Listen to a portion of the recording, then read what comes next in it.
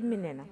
وما تنسوش بقى يعني تشاهدوا لنا 3 دقايق 5 دقايق يعني كده، مش اقل من كده، عشان خاطر متوسط المشاهده عندنا ضعيف قوي، وده للاسف بيقلل في الفيديو ان هو ايه، نسبه ان هو الفيديو يخرج لبره، بسبب ان المشاهده بتاعته ضعيفه قوي. يعني انا متوسط المشاهده عندي في الفيديوهات كلها للاسف ضعيف. يلا نبدأ بقى برضو. اللهم صل وسلم وبارك على سيدنا محمد وعلى آله وصحبه أجمعين. أنا هنا بقى بوريكم المواعين، بس قعدت بس يا دوب غدا وفطار. شايفين منظر الحوض عامل ازاي؟ يعني انا بصراحه ما بحبش اقومهم. انا بحب مثلا الفطار خلصنا فطار، نروح غسيل المواعين بعديها على طول. وانا برضو بعمل الغدا بتبقى ايدي في المواعين. بس للاسف النهارده كنت قايمه بصراحه تعبانه، ما قدرتش بقى ايه، انتوا عارفين الوقت اللي ما بين الشتاء والصيف ده بيبقى فيه شويه يعني ايه، زهق شويه، وكنت قايمه بصراحه مش نفسيه مش قوي. فقمت بقى ايه، وكان عندي اكل بقى في الغدا النهارده. انا والاولاد يعني اتغدينا، وباباهم هيجي النهارده متاخر. فكان عندي اكل في البيت، فعملت بقى ايه، سخنت الاكل اللي في البيت برضو في وجبه الغدا، وقلنا ايه بقى، خلاص يعني ايه نمشيها اي حاجه النهارده بدل الواحد تعبان. وجيت بقى ايه، شايفين بقى منظر المواعين عامل ازاي. جيت بقى بعد ما اتغديت، قلت برضو كمان اتبل الفراخ لبكره يعني. حتى انا لو انتوا حد عايز تتبيله الفراخ هسيب لكم اللينك في صندوق الوصف، انا كنت متبلاها قبل كده. فعشان كده ما صورتهاش معاكم. زي ما انتم شايفين بقى كده. يلا قوموا بقى اللي تشجعوا معانا، اللي عنده حاجه وراه حاجه يقوم يتشجع قبل ما الشتاء يبدا. واللي ما طلعش البطاطين بتاعه الشتاء يطلع بقى البطاطين ويغسلها بقى. لو انتوا عايزين تغسلوا السجاد قبل الشتاء برضه، عشان الجو طبعا الشتاء بيبدا، والواحد بقى الحاجات بالذات اللي فيها غسيل وكده والسجاد وكده بيبقى ايه صعب شويه في الشتاء. فقوموا بقى تشجعوا معانا. وانا بقى طبعا زي ما انتم شايفين انا عملت الاوض برضو معاكم، ولسه بقى الشتاء لما يجي كمان طبعا عشان هنغير يعني هنطلع بقى الشتوي. الستاير انا عندي ستاير عاملاها للشتاء وكده. بس لسه الجو يعني ما شتاش جامد قوي لدرجه ان انا ايه افرش الستاير الشتوي. فان شاء الله هنبدا بقى معاكم روزينيات الشتاء، ونبدا بقى نفرش معاكم الستاير. فيلا قوموا بقى تشجعوا معانا اهو. ويلا بقى لو وصلتي لغايه هنا ما تنسوناش باللايك، عشان خاطر اللايك ده اللي بيرفع الفيديو. واحنا بنشجع بعضينا، يعني انا بصور معاكم عشان اشجعكم، وانتوا برضو تشجعونا باللايك عشان خاطر يعني ايه الفيديو يوصل لبره. فانا بقى قلت كده زي ما انا قلت لكم قبل كده في فيديوهات قبل كده، قلت هعمل المطبخ، هصبن المطبخ. وهغير بقى المفارش. زي ما انتوا عارفين انا عندي المفارش بتاعه رمضان لسه موجوده بصراحه، ما شلتهاش يعني. فقلت بقى ايه ابدا اشيلهم، عشان خاطر لما يجي رمضان، احنا رمضان الشهر ده السنه دي ان شاء الله يجي في شهر 4.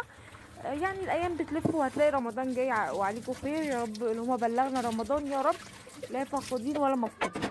فانا قلت بقى ايه اشيل المفارش وكده، عشان خاطر لما يجي رمضان يبقى لهم زهوتهم.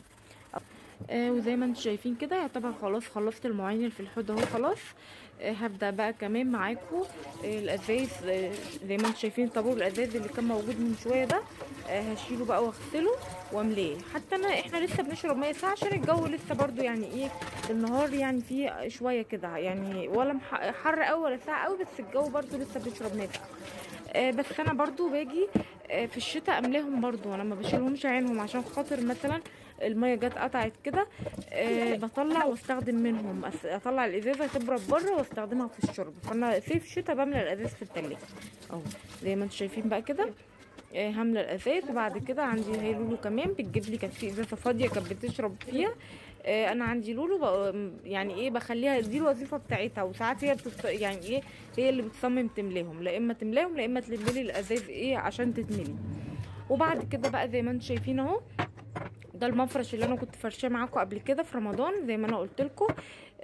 حتى هتبقى اسيب لكم اللينك بتاع اللي هو تنظيف المطبخ قبل رمضان وكده. الفيديوهات دي كانت جميله قوي، بس للاسف حطيت عليها نغمه اللي هي بتاعت اهلا رمضان.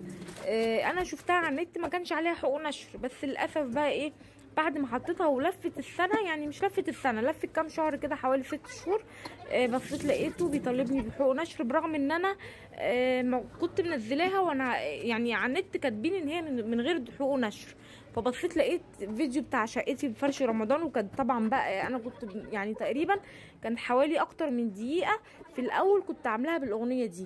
اضطريت بقى دخلت على اللي هو استوديو اليوتيوب وعملت، للاسف غيرت النغمه بس مش لايقه خالص على فيديوهات رمضان. كنت حاطه اللي هي على تنظيفات اللي هي المطبخ، كنت حاطه عليها نفس الموسيقى بتاعت اهل رمضان، وكنت حاطه اللي هي بتاعت شقتي بفرش رمضان. وفي الاخر بقى لقيته بيطالبني بحقوق النشر، فرحت مغيراها بقى للاسف، بس الموسيقى مش حلوه قوي بقى زي التانية يعني. اهو هبدا بقى، طبعا انا طلعت بقى كله اهو. وانا عندي اهو رصه البرطمانات دي بقى زي ما انتوا شفتوا كده، اللي هي برطمانات في فيتراك. تقريبا الشعب المصري كله ما بيرميش البرطمان بتاع فيتراك، بيستخدمها في اي حاجه بقى. يعني انا حاطه الكاكاو، انا بجيب الكاكاو الخام يعني، حاطه فيه كاكاو، طحينه، حاجات زي كده كلها في قلب البرطمانات دي اهو زي ما انتوا شايفين بقى. واللانش بوكس بقى كمان اهو حطيتها على بعضيها كمان، وشلت المفرش ده هشيلهم بقى، اغسلهم اللي هم بتوع رمضان، اغسلهم واشيلهم اهو زي ما انتوا شايفين بقى كده. هبدأ بقى ايه كده، انا رصيت الرف اللي تحت ده كان رف البرطمانات وكده والشفاشي وكده. هبدأ بقى اطلع ده كمان. وعندي اهو بتاع التوستر، انا كنت حطاه على الرخامة، بس بصراحة لقيت الرخامة، يعني انا عندي رخامة للأسف، والمطبخ عامة كله صغير، يلا الحمد لله مش مشكلة. عندي بقى المطبخ منه صغير، فالرخامة لو حطيت عليها حاجة بتلاقيها اتملت، فانا بحاول افضي يا دوب حتى بتاعت اللي هي السكر، اللي هي الخشب دي اللي فيها السكر وفيها الكركديه والحاجات دي، وحتى البرطمان بتاع دي ده زي ما انتم شايفين، وهي الصينيه دي بس اللي انا حطاهم على المطبخ. فعشان خاطر الرخامه صغيره ما بتقضيش حاجه. وعندي برضو للاسف ما ينفعش احط اكتر من الحته اللي فوق دي، عشان خاطر انا سالت عليها قبل كده قال لي مش هتنفع. انا كنت عايزه اعمل فوق الشباك، لو حد شاف فوق الشباك الناحيه التانية كده جنب السخان كده في شباك كده، كنت عايزه اعمل حته صغيره عليه، بس الراجل بتاع الرخام قال لي مش هينفع عشان خاطر هتغيم الدنيا، وفي نفس الوقت برضو القطعه دي ما ينفعش يتعمل فيها حته عشان فيها ماسوره الغاز فوق، فما ينفعش يتعمل فوقيها حته. فيلا بقى مش مشكله، انا بس عايزه ممكن ابقى اعمل زي ارفف كده، ارفف المونتال، احط عليها الحاجه اللي هي ايه تنفع تتحط احطها عليه. او زي ما انتم شايفين بقى احنا رصينا كده، ومجات الشوربه والتوستر والحاجات دي فوق. هبدا بقى كده امسح امسح المطبخ من بره كده. وطبعا بقى لسه هصبن معاكم بقى المطبخ كله، هطلع البوتاجاز بس مش الفيديو ده، انتظرونا في الفيديوهات الجايه ان شاء الله. هطلع المطبخ ده كده واصبن وراه، عشان خاطر هو انا عندي بس البوتاجاز، سوري البوتاجاز هو الدهون عامه او اي حاجه هي ورا البوتاجاز. انا عندي المطبخ كله نضيف، هو بس ورا البوتاجاز اللي بيتبهدل بسرعه يعني. فان شاء الله هطلعه كده. وبعدين خصوصا ان الشفاط ده بحس ان هو ما بيطلعش قوي، ما بيطلعش الدهون قوي، فهبدأ بقى ايه ما بيطلعهاش بره يعني، تلاقي المطبخ بيتكون دهون على طول. هبدأ بقى ايه اشيل برضو الجزء اللي تحت كده، المطبخ افضيه كده برضو عشان اشيل المفارش من تحت، واحط بقى ايه الحلل تاني زي ما انتم شايفين اهو، حطها على بعضيها بس عشان المكان، بس مش مشكلة اهو شغال وخلاص اهو. الحلل الالومنيا اهي برضو يعني برضو انا جبت الحلل السيراميك، بس بصراحة ما بستغناش برضو عن الالومنيا، في حاجات بتنفع في الالومنيا يعني برضو بستخدمها زي ما انتم شايفين بقى كده. هبدا بقى ايه بعد ما فضيت الرف كده وامسحه بحته قماشه، هو ما فيهوش حاجه بصراحه، المطبخ من جوه ما فيهوش حاجه نظيف، فبحته قماشه كده وخلاص. واروح مسحاه وفرشه المفرش، واحط بقى ايه هحط المواعين عليها اهو زي ما انتم شايفين بقى كده، والاطباق البلاستيك وكل حاجه حطاها مرتباها في قلب المطبخ من تحت اهو. عامله رف الالومنيا والبلاستيك جنبه، والرف اللي تحت بقى ايه حط عليه برضو في الجنب شويه الومنيا، وفي الجنب التاني عامله الحلل الايه السيراميك اهو.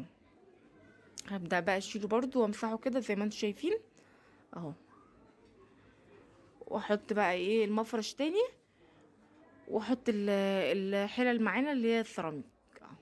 يلا قوموا بقى تشجعوا معايا، وقوموا شوفوا بقى ايه اللي ما قلبش مطبخه يقلبه قبل المدارس وقبل الشتاء، واللي ما قلبش بقى الاوض عايزين تغيروا نظام الاوضه طبعا ده بيفرق كتير يعني. انتوا لو زي ما انتوا شفتوا الفيديوهات اللي قبل كده، اوضه الاطفال او اوضه النوم انا غيرت فيها النظام، يعني هي اوضه النوم اللي اتغير فيها النظام، اوضه الاطفال اللي شلت منها حاجات وحطيت حاجات زي الديب فريزر ودخلت اوضه النوم. فده بيدي تغيير وبيدي برضو يعني ايه الحاجه عامه لما بتتغير. لو شلتي سجاد وغسلتيه بتحسي ان في تغيير في الشقه جيت بقى على العشاء. قلت لهم بقى ايه احنا بكره هنعمل فراخ مشويه وكده. قلت لا، رحت عامله لهم كريب بقى، وان شاء الله هبقى اعمله معاكم. هبقى اصوره لكم بقى المقادير وكل حاجه انا عملته. بس اللي هو الاستريبس بصراحه انا جبت الاستريبس جاهز، ما عملتش بقى بانيه ولا حاجه، وعملته لهم في العشاء. وان شاء الله بصوره معاكم بالمقادير بكل حاجه. وبكده بقى نبقى وصلنا لنهايه الفيديو. ما تنسوناش بقى باللايك وبسبسكرايب او الاشتراك، وتفعلوا الجرس عشان يوصلكم كل جديد مننا. والسلام عليكم.